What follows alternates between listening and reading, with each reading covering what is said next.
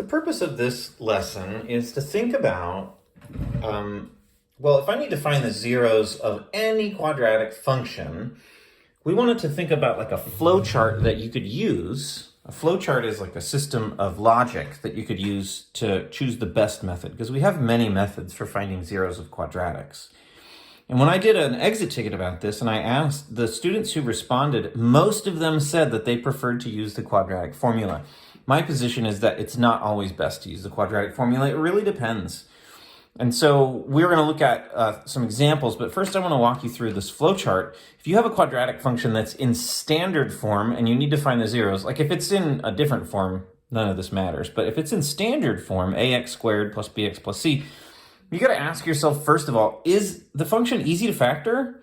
Can I write it in factored form? That's really only going to be true if a equals 1.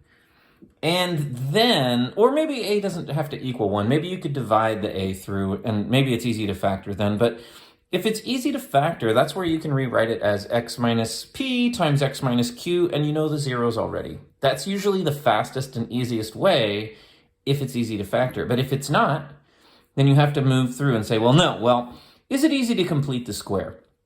Usually that's true if a equals 1 and b is an even number, because you take half the b term and you square it when you complete the square. And if b is an odd number, then you end up with fractions, and that can get a little tricky. So if b is even and a is 1, it's probably easy to complete the square, and the added bonus is that you can also find the vertex. Sometimes you need to find the zeros and the vertex. So if you do that, you can rewrite it as x minus the x of the vertex squared plus the y of the vertex, and then you can solve it by setting it equal to 0. Finally, if neither of those things is possible, then and only then do I typically move on to use the quadratic formula. Because there's just so many things that can go wrong in this, and it just requires so much calculation.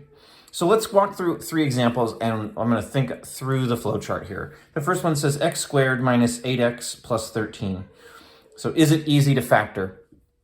Is a equal to 1? It is. Okay, well, then I need to think about, are there numbers that multiply to equal 13, but also add to equal negative 8, if I was going to factor it? And 13 times 1 or negative 13 times negative 1 are the only combinations I have that multiply to 13, because 13 is prime, so that's not going to work. I can't factor. So I keep going and I say, well, is it easy to complete the square? The b term is even, so it's actually probably not that bad. Let's do it. Because a is 1 and the b term is even, I can say, well, half of 8 is 4, and 4 times 4 is 16. So I can add 16, and then to keep things equal, I can subtract it on the outside, and then I know that this is now x minus 4 squared, and 13 take away 16 is negative 3. And if I set that equal to 0 and solve it, I can find x easily. I would need a calculator. I'd have to take the square root of 3 and so on, but I'm going to stop there. But you can see that I think that that's a little bit easier than using the quadratic formula. All right, let's look at this one. X squared minus 14x plus 48. Well, the a term is 1, the b term is even, so I could complete the square, but is it easy to factor? Okay, numbers that multiply to equal 48. I immediately think of 6 times 8. I also think of 24 times 2, 16 times 3. Of course, there's 48 times 1.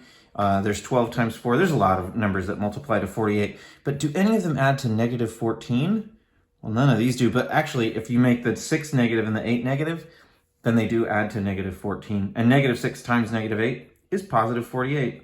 So I think that if I write this as x minus 6 times x minus 8, that's so much simpler to just now know that the zeros are at x equals 6 and x equals 8.